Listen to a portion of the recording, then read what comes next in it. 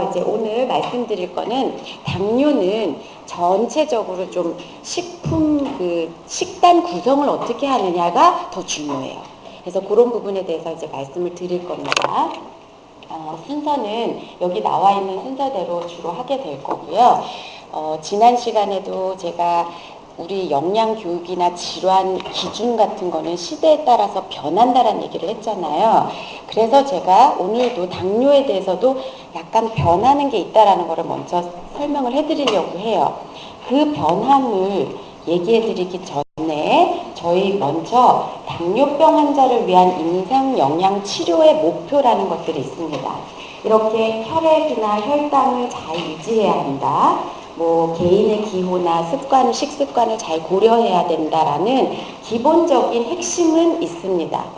그런데 그런 핵심이 이제 각각 어떤 실천 지침을 가지고 가야 되느냐를 보실 때는 조금씩 바뀔 수 있다는 거예요. 그런데 너무 장황하게 얘기하지 않고 요거를 먼저 보여드리려고 해요. 왜 그러냐면 여러분들한테 이 책을 제공해 드렸을 때, 자료를 만들었을 때는 2015년에 저 당뇨병 진료 지침이 나오지 않은 상황이었어요. 그래서 이게 나오고 퍼블리시가 되고 나서 당뇨병 진료 지침이 나와서 제가 지금 여러분 자료에는 없지만 앞부분은 2015년 당뇨 지침에 관련된 임상 영양에 대해서 먼저 소개를 좀 해드릴게요. 그거를 조금 알고 가시면 좋을 것 같으니까 열심히 사진 찍으셔도 돼요. 만약에 관심 있으신 분은 2015 당뇨병 진료 지침 PDF를 검색을 하시면 다 다운받아 보실 수 있어요. 그러니까 그렇게 해서 좀 보시면 좋을 것 같아요.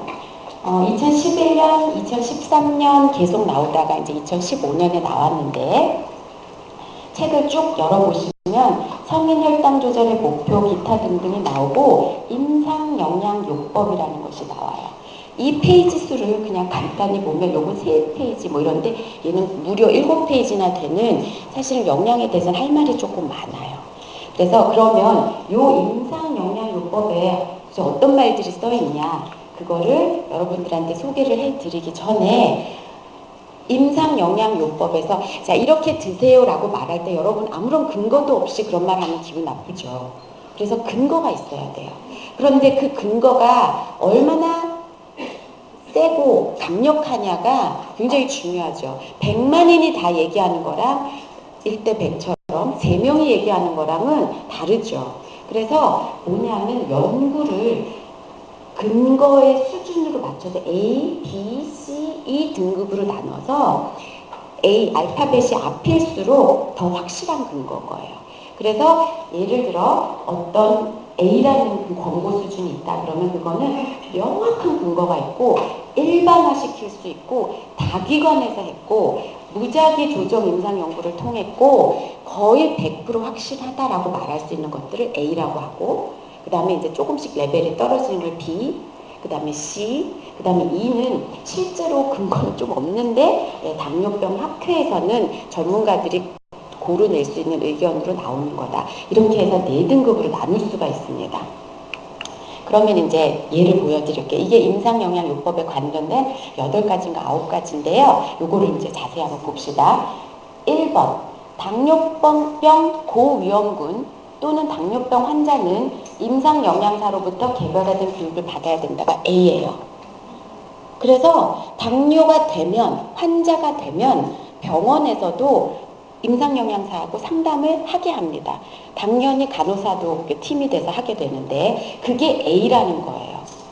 그 다음에 모든 공부가 그리하듯이 반복 교육이 필요하다가 B예요. 한번 교육을 하니까 되게 좋긴 했는데 반복을 안 하면 까먹더라는 거예요. 그래서 이런 당뇨 교육이 필요하다라는 게 A랑 B가 가장 강력한 거고요. 그 다음에 또 가장 강력한 것 중에 하나가 살이 찌면 안 된다는 거예요. 그래서 당뇨와 과체중은 체중을 조절해야 된다가 A예요. 그러니까 여러분들이 이제 환자들을 대상자들을 만나실 때 이 정도는 너무너무 이제 목소리 높여서 얘기하셔도 돼요. 이거는 확실한 근거가 있는 것들이에요. 자, 그러면 3번 한번 봅시다. 이제부터 조금 덜 확실한 근거들이에요. 3번이 뭐냐면 우리가 탄수화물을 50에서 60% 정도 먹죠. 보통. 그 다음에 지방, 단백질을 한 20% 정도 먹는데 이렇게 총 에너지를 이렇게 먹으나 사람의 개인의 기호도나 식습관에 따라서 개별화할 수 있다가 C예요. 자, 그러면 지금 얘기한 단탄지 뭐 이런 거 균형 잡혀 먹는 거가 A에도 없고 B에도 없다는 얘기는 법은 아니라는 거예요, 거의. 그러니까 예, 당신은 반드시 60%는 탄수화물을 드셔야 됩니다가 이제는 아니에요. 그게 지금 2015년 진료 지침에서 나온 얘기예요. C예요, C. 그 다음 이제 조금 더 심각한 질환까지 왔어요. 당뇨가 당뇨병성 신증을 동반했을 때 그때는 엄격한 단백질을 제한을 했어야 했어요. 여태까지는. 근데 2015년부터는 엄격한 단백질 제한은 필요하지 않는 것으로 보이고요. 그 다음에 레벨이 조금 떨어지긴 하지만 고단백 섭취 20% 넘는 거는 조금 피하는 게 좋겠다라는 게 C등급이에요. 자, 그렇게 지금 이제 막 보여드리는 요런 커다란 굵직굵직한 권고안들을 여러분들이 좀 머릿속에 기억을 해 놓으시면 그 외에 뭐 좀 세세한 지침들은 조금 응용을 할 수가 있는 거예요. 자, 그렇게 해서 4번이고요. 그 다음 5번.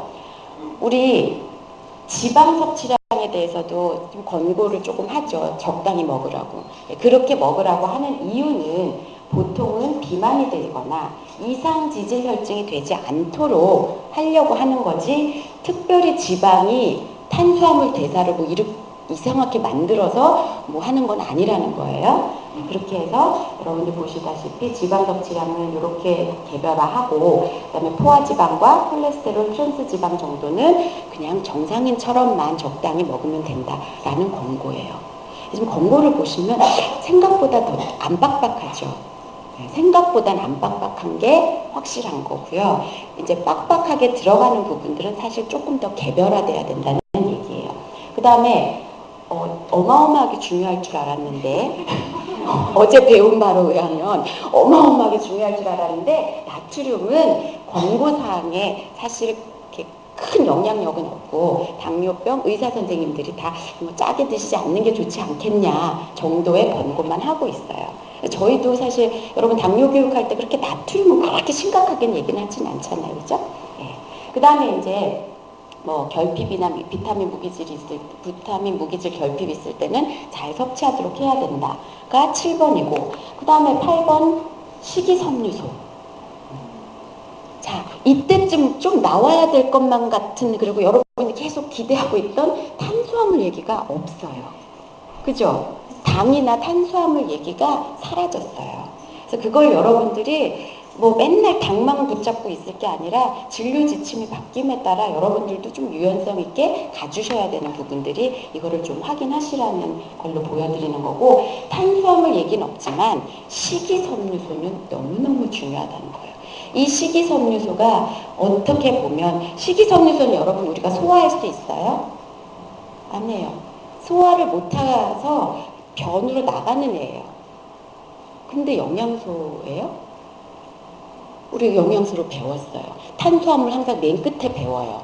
왜냐하면 얘가 글루코즈 이렇게 연결되는 그런 구조를 가졌기 때문에. 근데 몸엔 하나도 안 들어와요. 흡수를 할 수가 없어요. 그런데도 영양소로 배우고 이렇게 굉장히 중요하게 하는 이유는 우리 몸 안을 거쳐서 나가면서 굉장히 훌륭한 일을 하고 나가요. 그 훌륭한 이들은 나중에 뒤에 이제 조금 나오는데 그래서 영양소는 아니지만 이렇게 저희들이 배우고요. 이 식이섬유소가 이제 전공류 안에 많이 들어서 한 20g 정도는 먹었으면 좋겠다라는 얘기예요. 여러분들의 평상시 식습관을 한 15g 정도 먹어요. 그러니까 나는 조금 더 열심히 전공류를 먹어서 나의 식이섬유를 늘리고자 한다면 이제 현미밥이나 채소 같은 거를 조금 더 드시면 됩니다. 자, 탄수화물은 그래서 이걸로 끝이고요. 9번이 음주예요, 음주. 자, 술은 여러분 발암물질이에요? 아니에요. 자신있게 고개를 절레절레 흔드신 분이 계신데 술은 발암물질이에요. 술, 에탄올은 발암물질이고 1번, 2번 에탄올이 몸 안에 들어오면 분해가 되거든요. 분해가 돼서 아세트알데하이드가 되는데 아세트알데하이드도 발암물질이에요. 그래서 대부분은 모르셨는 것 같아요. 사실 뭐 오늘 아침에 뉴스 봤겠지만 커피도 발암 물질이긴 했어요. 근데 얘는 이제 방광암이라는 거 하나만 이렇게 잡혀 있었는데 지금 제가 얘기하는 술은 거의 모든 암에 있어서 후두, 식도, 위, 간 다 직접적인 관계가 있어요. 유방암까지. 그래서 굉장히 무서워해야 됨에도 불구하고 그놈의 혈액순환 잘 된다는 그게 이제 너무 머릿속에 이렇게 박혀가지고 혈액순환 잘하려고 이제 드시잖아요. 그죠? 그 외 이유는 없이. 근데 그런 혈액순환보다는 암에 끼치는 영향이 훨씬 더 큽니다. 그래서 누가 물어보면 그냥 끊으라고 하는 게 제일 좋긴 해요. 그런데 이제 줄여야 하는 사람, 그러니까 못 끊는 사람한테는 1일 한두 잔 미만으로만 섭취하도록 하라고 하시면 될 것 같아요. 자, 이게 지금 여러분들한테 자료에는 없지만 2015년 판에 굉장히 중요한 얘기고 아마도 요것만 기억하고 집에 가셔도 저는 성공한 것 같아요. 여러분들이 요거를 잘 기억하시면 큰 틀은 이거구나. 그러니까 이제는 쪼잔하게 탄수화물 몇 그램 이런 거 너무 강조하지 않아도 되는구나. 그 다음에 저 뒤에 저도 준비했지만 그거 혈당 지수도 생각보다 중요하지 않게 여기고 있어요. 우리 혈당 지수 좀 중요하고 뭐 당부와 막 이렇게 했잖아요. 저도 강의는 하겠지만 그게 그 근거 자료에서는 조금 빠져요. 그러니까 그렇게 강조해서 가르쳐야 될 거는 아니라는 걸 오늘 느끼시면 될 것 같고요. 아침에도 수업에서 하셨죠. 그래서 저는 조금 살짝 넘어갑니다. 자, 그러면 이제 그거를 백그라운드로 하고 이제 여러분들은 당뇨병 시기 실천 지침에 대해서 이제 배우게 되실 겁니다. 가장 쉬운 거는 일단 하루를 어떻게 먹느냐를 크게 구성을 하는 걸 잘 생각을 하시면 돼요. 일단 그 누구보다도 균형 있게 세 끼를 잘 드시는 게 중요해요. 그래서 세 끼 식사를 여기 이렇게 동그라미 옛날 한샘 밑줄 쫙 하고 동글뱅이 하듯이 이거 딱 기억하실 때 하루 세 끼 규칙적인 식사. 이거는 정말 제일 중요한 거예요. 자, 그 다음에 매 끼 적정량의 식사나 간식을 섭취하고 그 다음에 다양한 식품을 골고루 섭취한다가 핵심이에요. 이건 참 교수가 얘기 안 해도 다 할 수 있는 소리고 집에서 엄마도 그런 소리를 하십니다.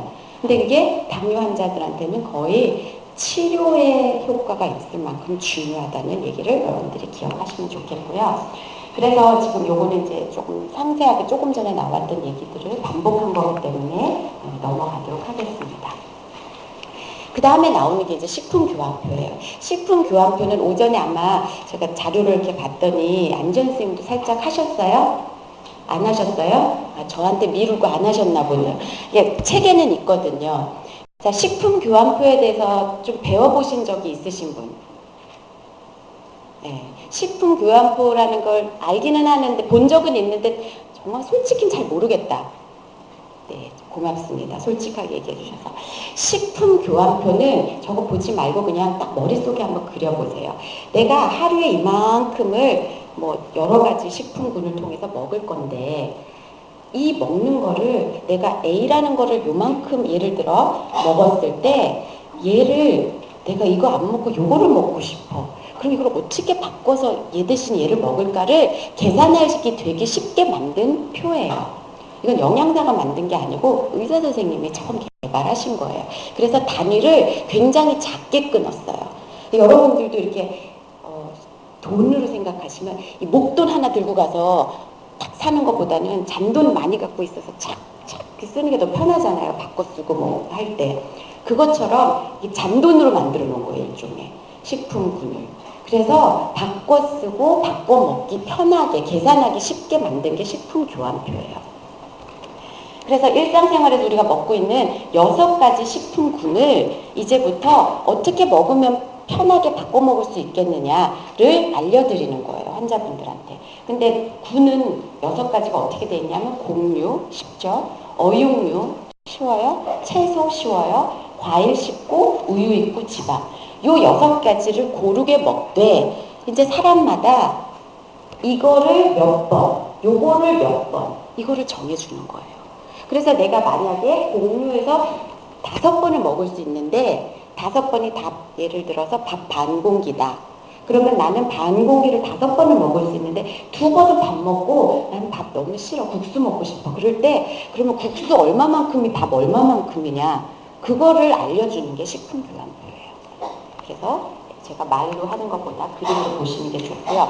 그렇게 6군, 곡류, 어육류, 채소, 지방 이렇게 6군으로 나눴는데 이게 같은 군이라도 똑같진 않더라라는 거를 이제 보여드리는 게 어육류군에서 보니까 지방이 좀 많이 함유된 애가 있고 적당히 함유된 애가 있고 그 다음에 좀 많이 함유된 애가 있어요. 그리고 이렇게 칼로리도 봐도 거의 2배 차이가 나고 지방 함량으로 봐도 거의 서너 배 차이가 나죠.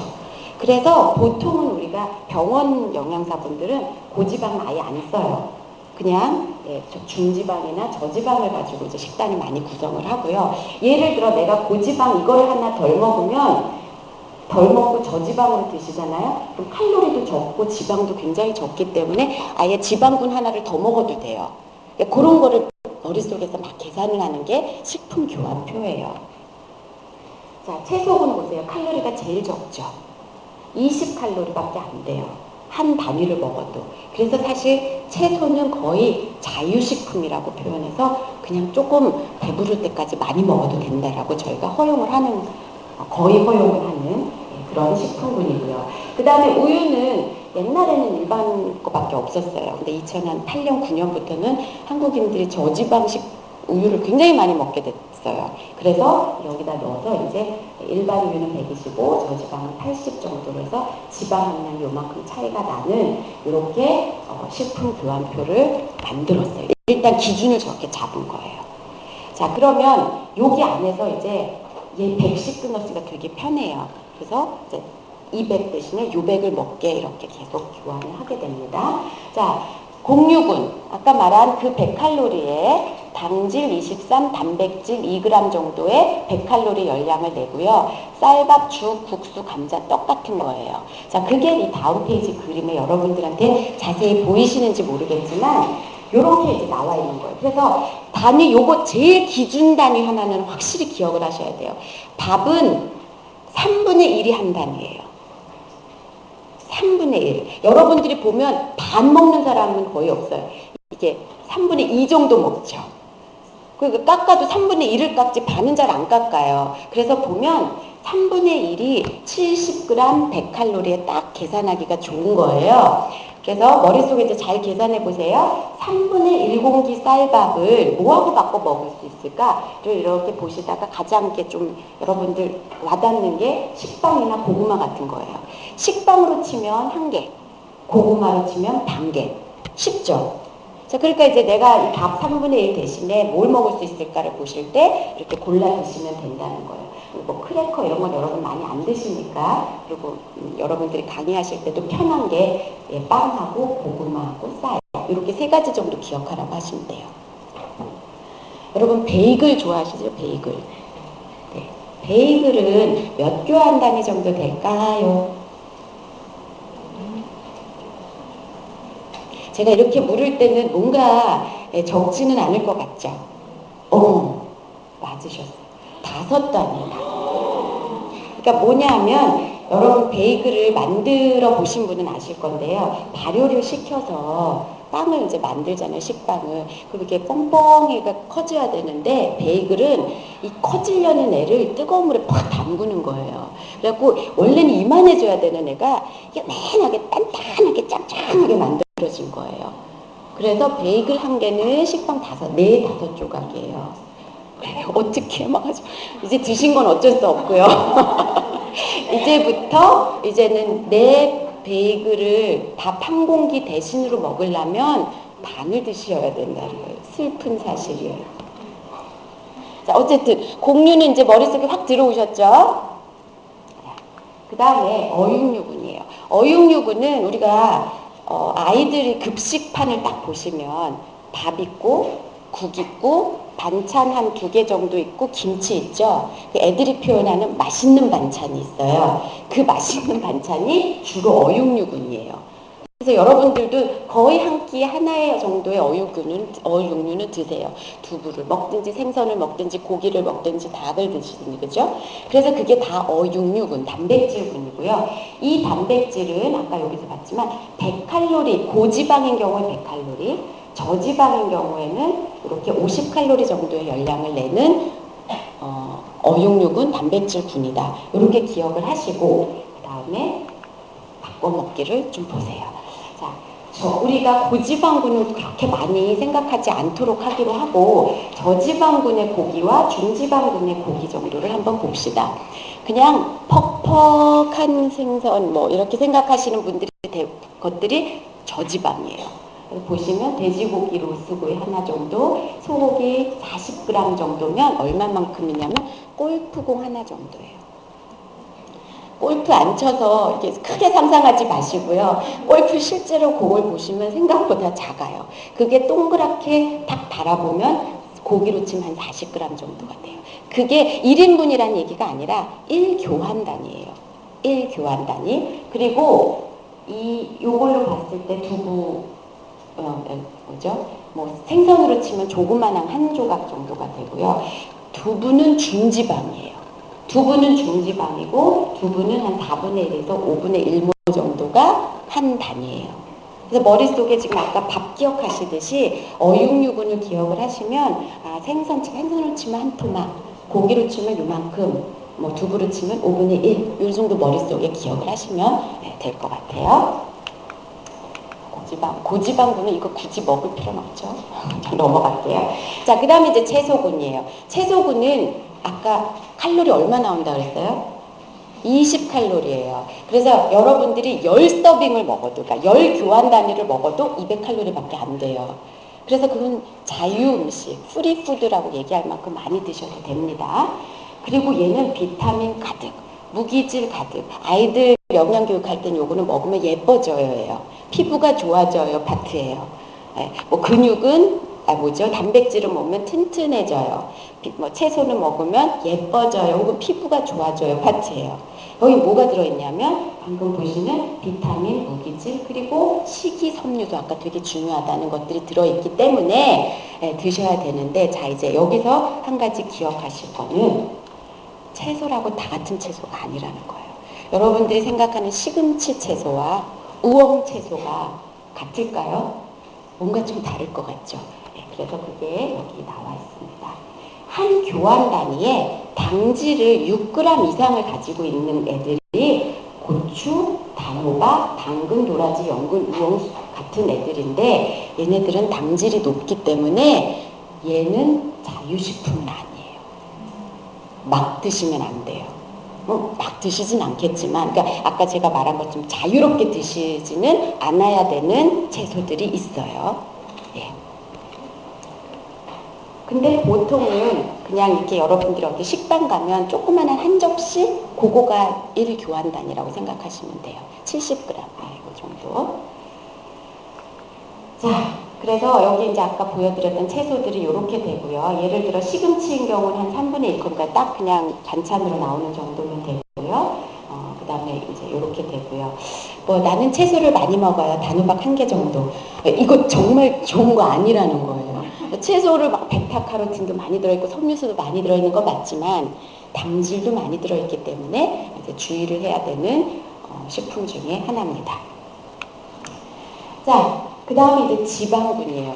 굳이 지방군을 군으로 나눠가지고 왜 먹어야 될까라고 생각을 하시겠지만, 저희들이 오메가6나 오메가3 같은 것들이 지방군에 들어있기 때문에 저거를 이렇게 표시를 해서 어느 정도는 드시게 합니다. 어저께도 말씀드렸지만 오메가3는 생선을 드시지 않는 한 드실 방법이 별로 없어서 들기름 같은 걸 통해서 드셔야 되거든요. 아마씨유나. 그래서 그런지 지방군도 이렇게 잡혀 있고요. 그 외에도 견과류도 지방군에 들어가 있어요. 그래서 견과류는 8g, 그 다음에 식물성 기름인 경우는 5g이고요. 이거를 그림으로 보시면 참기름인 경우는 작은 한 테이블스푼 정도, 한 티스푼 정도. 그 다음에 견과류, 땅콩, 호두, 아몬드 한 8개 정도, 그 정도가 한 교환 단위라는 거예요. 자, 아직 거의 왔어요. 우유예요. 우유는 아까 말씀드린 것처럼 일반과 저지방 두 개가 있고요. 그거에 따라서 칼로리가 조금씩 달라요. 네, 일반은 125, 저지방은 80 정도다. 그냥 그렇게 기억하시면 되고요. 과일군. 자, 당뇨 환자에게 있어서 과일이 관건이에요. 제가 아는 아산병원에 당뇨하시는 선생님은 환자들한테 과일을 아예 못 먹게 하세요. 왜냐하면 당 올라오는 걸 너무 많이 봤다는 거예요. 그리고 요새 과일들이 다 달아지잖아요. 그래서 안 된다라고 얘기를 해요. 근데 저희가 그 달아지는 과일들을 조금 분석을 해봤거든요. 근데 총 당량이 달라지는 게 아니고요. 이 안에 있는 뭐 자일리톨, 솔비톨 그 구성이 조금 달라져서 더 달아지게 만들어진 거지 사실은 당의 함량은 크게 차이가 나지 않아요.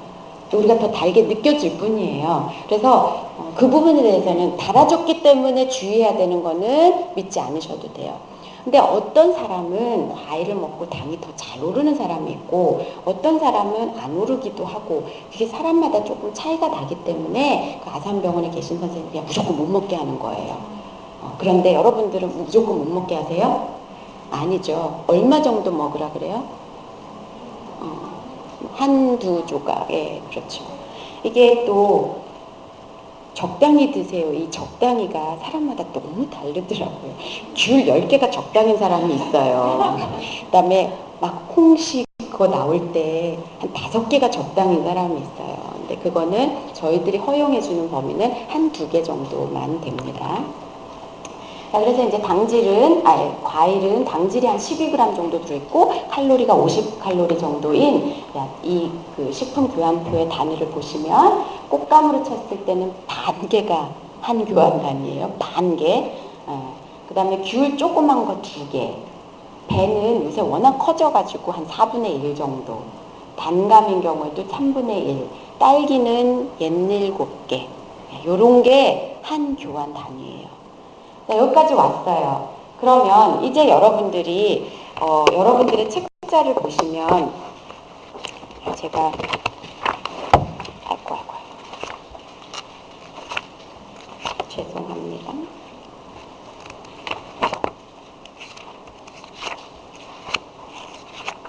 적어왔었는데 식품 교환표가 제가 안 가지고 왔나 보다. 이게 이제 뭐냐면은 여러분들이 사람이나 키나 연령이나 뭐에 따라서 지금 방금 보여드렸던 교환표의 허용량이 다 다른 거예요.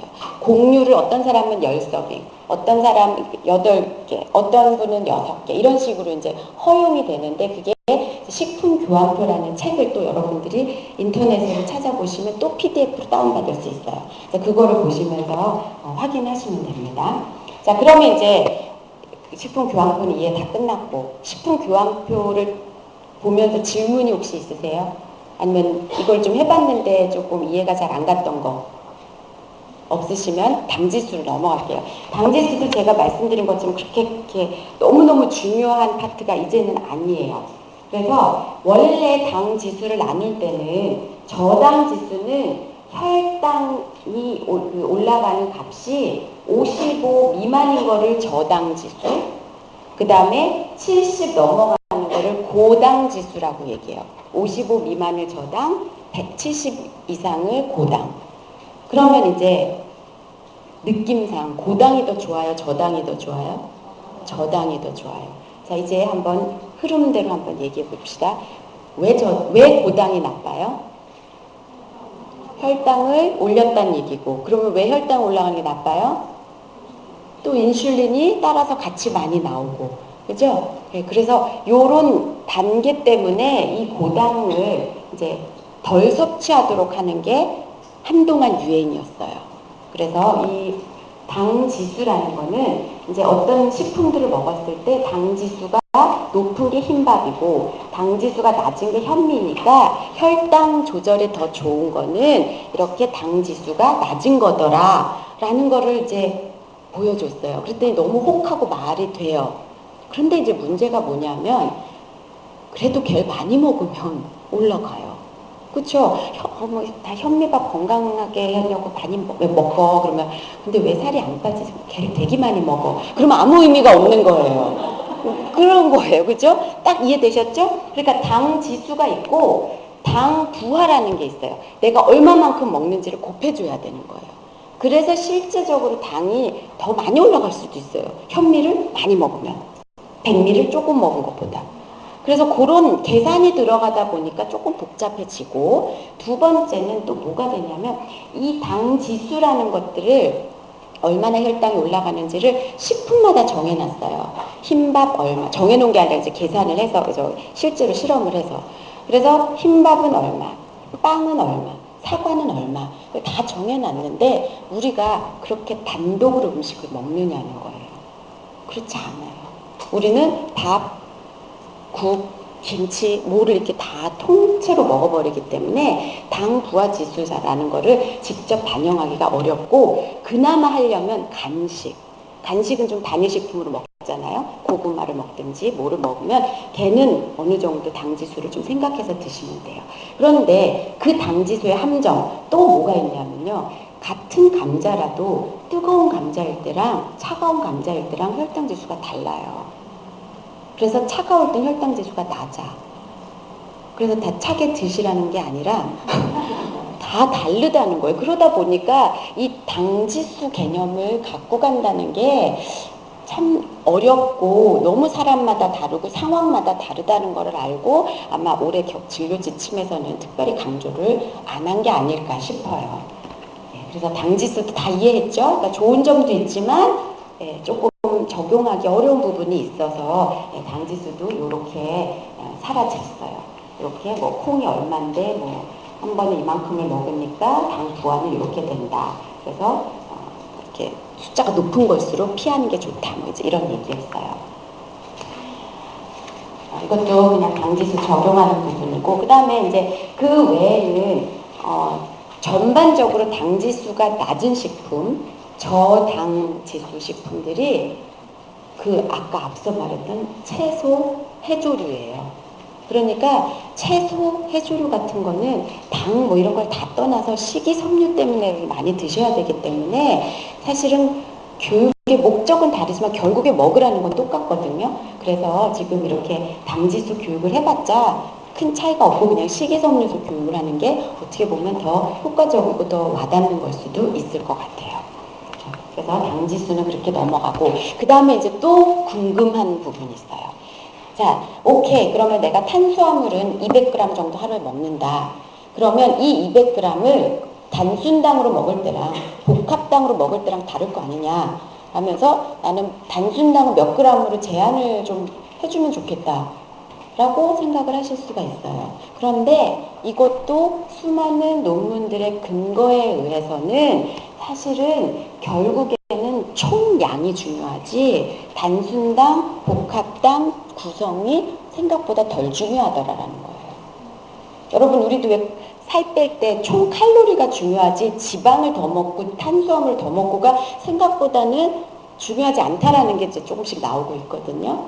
그 다음에 또 한 가지 재밌는 게 이게 이제 영양하기 어려워요. 여기 영양사분들도 계시겠지만 사실 어려운 게 뭐냐면 영국에서 이번에 나온 연구 결과인데 같은 단백질과 탄수화물을 뭐 예를 들어 동량을 먹는데 탄수화물을 먼저 먹고 단백질을 먹은 사람의 혈당과 단백질을 먼저 먹고 탄수화물을 먹은 사람의 혈당과 누가 더 덜 올랐을까요?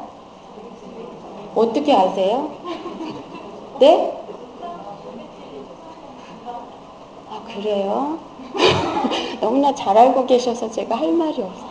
이게 우리나라 사람들에게서 불리한 거예요. 외국은 고기 이런 거 먼저 먹어요. 그렇죠? 야채 먹고 고기 먹고. 그러니까 오히려 맨 마지막에 달달한 간식 하나 먹어도 큰 문제가 없는데 우리는 풀 탄수화물로 먹고 그 다음에 달달한 간식까지를 먹어버리기 때문에 뭐 고기는 그 사이 먹을 수는 있지만 그래서 우리나라가 조금 이렇게 또 날씬한 거에 비해서 당을 가진 사람들이 또 많지 않을까라는 생각도 해봤어요. 여러분들이 저보다 더 잘 알고 계셔서 너무 대견하십니다. 네, 그 다음에 이제 감미료 부분도 굉장히 많이 나오는 질문 중에 하나예요. 자, 그러면 설탕을 못 먹게 하니까 뭐 꿀 넣으면 어때요? 감미료 넣으면 어때요? 뭐 사카린 먹으면 어때요? 아스파탐 먹으면 어때요? 질문이 굉장히 많이 나오는데 현재 입장은 감미료를 쓰는 게 괜찮습니다. 그런데 감미료도 잘 보시면 설탕은 1g당 4칼로리고 그 다음에 과당은 단맛이 조금 더 높기 때문에 더 적게 먹어도 되는 거죠. 그죠? 그래서 과당을 조금 적게 먹을 수 있어요. 그러면 혈당이 덜 오를 수 있기 때문에 좋은 거지 뭐 과당이 특별히 꿀이 더 좋아서 좋은 건 아니에요. 그 다음에 올리고당 같은 것도 뭐 이렇게 해서 1g당 한 3, 4칼로리 정도를 내기 때문에 뭐 드셔도 되고요. 여러분 요새는 올리고당 굉장히 많죠. 네. 그래서 이렇게 저열량 감미료들이 이제 또 많이 나오고 있고요. 뭐 무슨 스위트 무슨 뭐 이러면서 그리고 사카린과 아스파탐이 있어요. 자, 여러분 사카린 하면 느낌이 어때요? 건강에 안 좋아요. 자, 사카린의 오명도 벗어났어요. 사카린도 몇십 년 전에 방광암을 동물에게서 방광암을 유발한다고 해서 안 먹었는데 이 사카린을 20, 30년 동안 연구하신 여성분이 한 분 계시는데 결과적으로는 사카린 괜찮다. 이번에 커피 오명 벗었듯이 괜찮아요. 그러니까 너무 사카린을 두려워하실 필요는 없어요. 그래서 내가 사카린 요만큼 넣어서 단맛을 많이 내면 그냥 그거 드시면 돼요. 너무 걱정하지 않으셔도 되고 어차피 많이 막 먹는 건 아니니까 너무 달기 때문에 그렇게 해서 저열량 감미료는 사용해도 된다예요. 그런데 이제 중요한 거는 어린이들은 체중당 먹는 양이 너무 많아지면 안 돼요. 그래서 어린이들은 조금 주의사항이 식약처에서 나온 게 있습니다. 그래서 그런 거는 여러분들이 알고는 계시되 여러분 환자가 어린이인 경우 거의 없으니까 굳이 이렇게 쓰실 일은 없겠지만 어린이를 위해서는 카페인도 있거든요. 어느 정도 먹지 말라, 50mg 하루에 얼마 정도 먹지 말라, 그것처럼 감미료도 얼마 이상을 먹지 말아라는 지침이 있습니다. 자, 그러면 이제 그 다음 문제가 저혈당이죠. 자, 당 조절 잘해서 이렇게 먹었는데 갑자기 이렇게 기복이 심하게 저혈당이 푹 빠질 수가 있다. 그럼 이 저혈당일 때 대부분 이제 인슐린을 주사를 맞거나 촉진제를 사용을 하는 경우인데 그랬을 때 본인이 느낄 수도 있어요. 그렇죠? 막 이렇게 손발이 땀이 나거나 신경질적이 되거나 집중력이 저하되거나 지금처럼 약간 집중력이 좀 저하되고 있죠. 이거는 고혈당 때문에 생긴 현상이에요. 자, 그런데 이제 저혈당이 됐을 때는 빨리 조치를 취해야 돼요. 그 조치 취하는 거 여러분 아시죠? 네, 간단하게 뭔가를 먹어주면 돼요. 자, 이것도 값을 숫자를 기억합시다. 15g 정도의 당질을 먹었을 때요. 20분 안에 40mg의 혈당이 올라가요. 40 정도가 올라가면 예를 들어 막 60 이런 게 100대니까 괜찮단 말이에요. 그렇죠? 15g의 당질을 20분 안에 40 정도 올린다. 그러면 15g 당질이 도대체 얼만데? 자, 여기 나와 있어요. 생각보다 많지 않아요. 뭐냐면 뿌린 경우 한 숟갈, 오렌지 주스 반 컵, 그 다음에 사탕은 한 서너 개. 이렇게 되면 단순 당질 15g 정도로 먹어주면 혈당이 한 40 정도 올라가니까 걱정을 안 해도 돼요.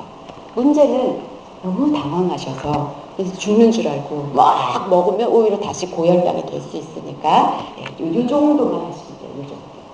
그게 저혈당의 응급 방법이에요. 그래서 보통 당뇨 환자들 이렇게 사탕 같은 거 많이 갖고 다니시죠. 자, 그 다음에 이제 부엌에서 당뇨 잡기. 이거는 그냥 늘 제가 저번 시간처럼 이렇게 약간 팁으로 드리는 거니까 너무 뭐 이렇게 지식적으로 배우실 필요는 없고요. 그냥 알아두면 좋으실 것 같은 팁들을 여기 드립니다. 자, 만약에 내가 아까 보신 것처럼 저지방 우유를 먹는다. 일반 우유보다. 그러면 지방 몇 g을 세이브한 거예요. 그쵸? 그래서 그 지방은 지방 한 교환 단위로 바꿔 먹을 수 있기 때문에 저지방 우유를 먹으면 견과류 8알 정도를 더 먹을 수가 있는 거죠. 이걸 누가 계산하고 살아라고 생각하실 수도 있지만 굉장히 약간 주도 면밀한 젊은 당뇨 환자들은 엄청난 카운팅을 하고 살아요. 그리고 이거를 딱딱 맞는 걸 되게 좋아해요. 그래서 뭐 여러분들이 주로 만나실 분들이 좀 나이 드신 분이신 경우는 좀 어렵겠지만 병원에는 젊은 환자들도 참 많이 오거든요. 그런 분들을 위해서 최적화 교육을 또 해야 돼요. 그래서 당신이 요거를 빠뜨렸을 때 요걸 드셔야 됩니다. 뭐 이렇게 가르치시면 되게 좋아하십니다.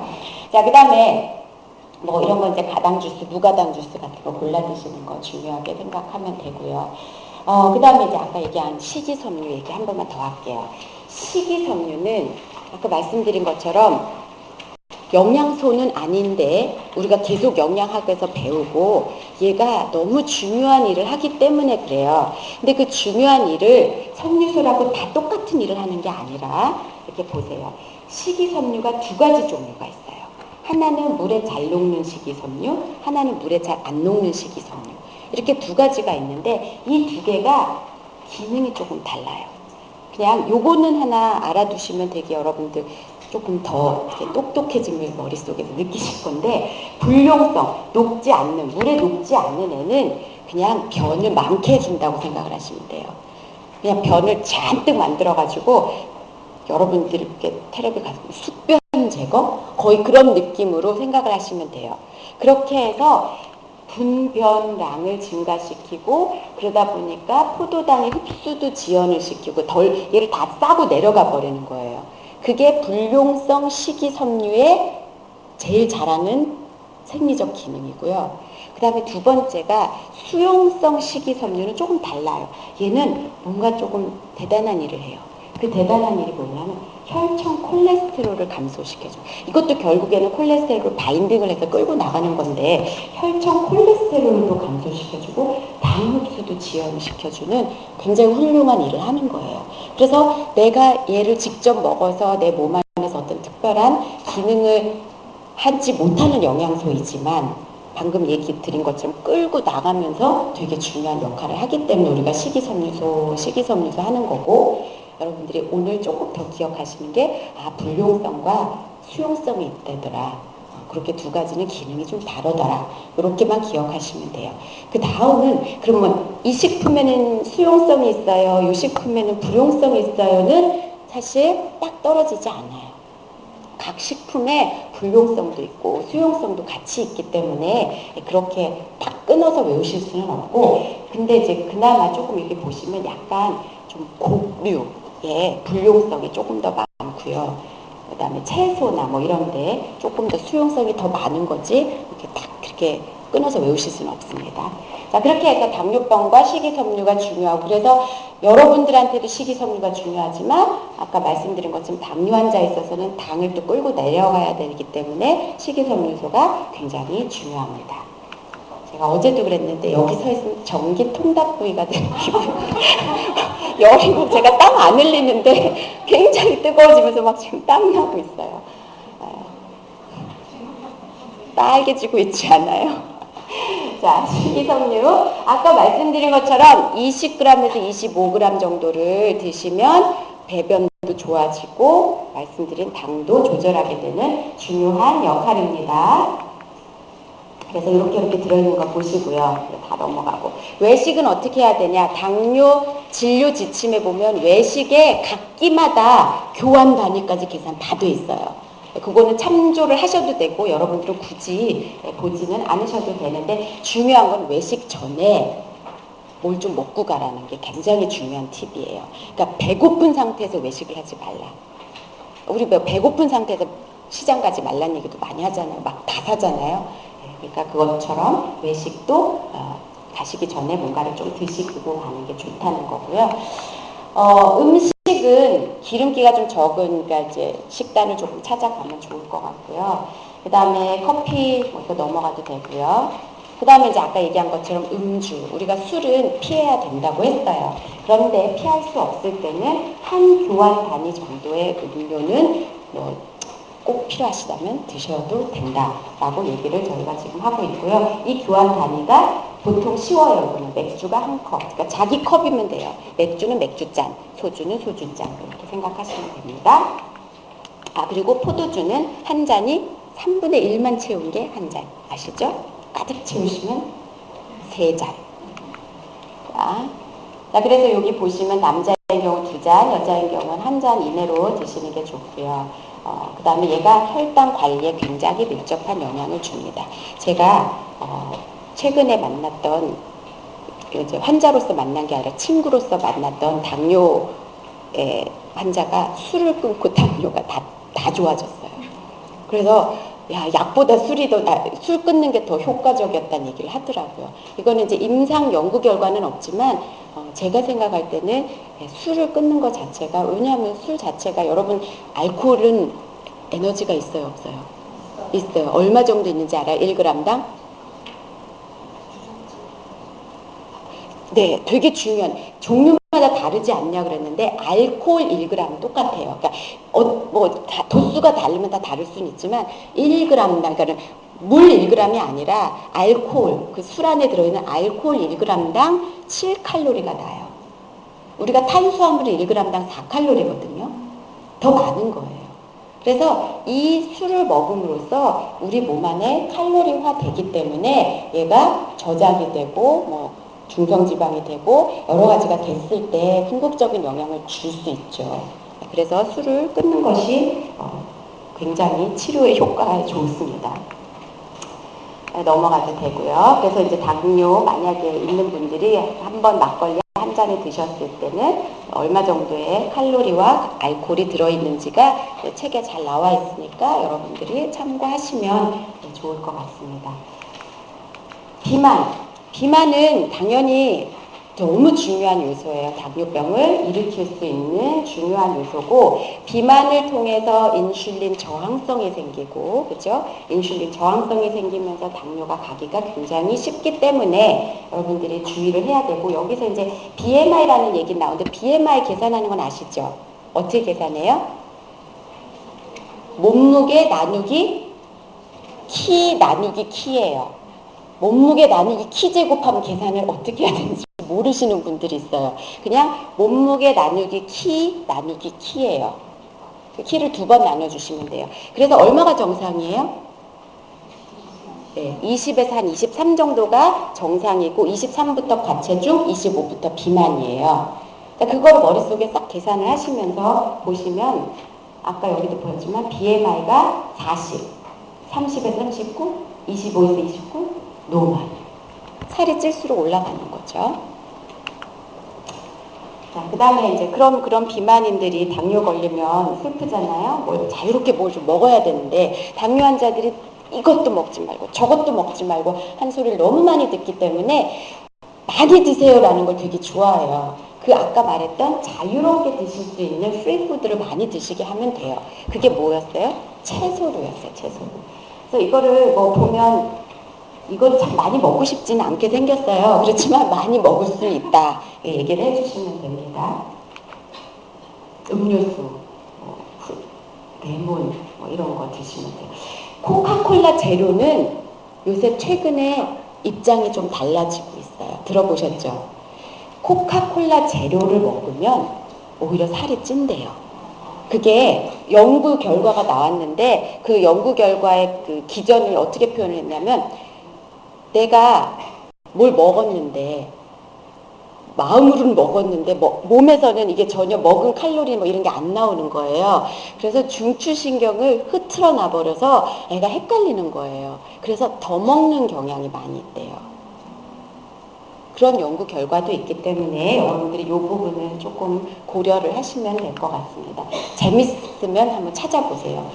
제로 콜라를 먹고는 오히려 다 살이 찌더라라는 연구가 많이 나오고 있어요. 자, 건강기능식품은 어저께 했기 때문에 넘어가는데, 지금 혈당에 좋다라고 나온 기능성 원료들이 이렇게 지금 허가가 나 있는 상황이에요. 그래서 환자들이 이런 거 드시고 오실 수도 있어요. 여러분들 저런 거 먹으면 혼나니까 얘기를 잘 안 하거든요. 살살 꼬셔가지고 뭘 먹고 있는지도 확인을 좀 하시는 게 중요합니다. 자, 건강기능식품은 어떻게 먹어야 되는지는 여러분 보시면 잘 아실 것 같고요. 민간요법에 지금 1순위가 돼지감자 나왔지만 또 뭐 있어요, 요새? 여주. 만병통치약 여주. 네. 여주 지금 많이 먹고 있어요. 근데 여주 효과가 또 생각보다 있더라고요. 그거를 비터 멜론이라고 해서 지금 연구가 되고 있어요. 이거 여주 연구 좀 해야 되지 않아? 그러고 밖에 찾아보니까 비터 멜론이라고 해서 슬슬 연구가 되고 있어요. 아마도 저기에서도 효능이 나와서 이제 여주 무슨 뭔가 제품이 나올 거예요, 분명히. 자, 민간요법은 그렇고요. 그 다음에 약물과 식사. 이거는 다 아침에 배우셨죠? 인슐린, 뭐 설포닐 유리하게 어떻게 되는지 다 넘어갈게요. 그리고 여러분 이미 지났지만 마지막 이 부분은 꼭 하고 싶은 게 임신성 당뇨. 여러분들 임신성 당뇨 환자를 보시는 분 한 분밖에 안 계세요. 그러니까 생각보다 많이는 안 오실 거예요. 왜냐하면 그분들 다 병원으로 아예 산전 치료를 받으러 병원들로 다니시기 때문에. 근데 그렇게 임신성 당뇨는 잠시 임신할 때 생겼다가 또 임신이 끝나면 사라져요. 근데 이 사람은 이제 당뇨 위험이 높아지는 사람이에요. 그래서 여러분들이 이렇게 상담을 하시다가 임신성 당뇨 경험이 있는 사람인지를 물어보시고 만약에 그렇다라 그러면 더더욱 주의를 좀 주셔야지 됩니다. 그렇게 임신성 당뇨는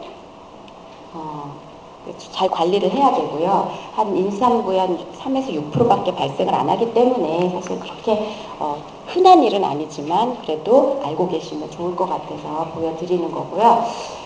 임상영양요법은 기본적으로 그냥 당뇨병 교육, 임산부 교육 이거를 포함을 하면 되는 거예요. 그래서 이것도 다 넘어가고요. 임산부는 뱃속에 사람 하나를 만들어야 돼요. 그렇죠? 단백질 덩어리.